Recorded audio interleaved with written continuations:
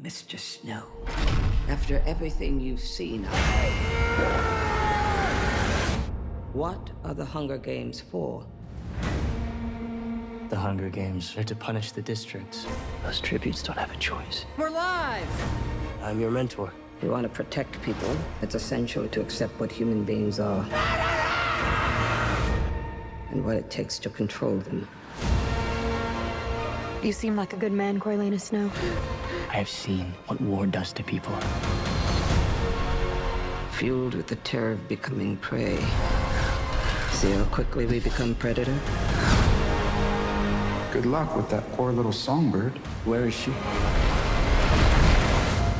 It's a mystery, and mysteries have a way of driving people mad.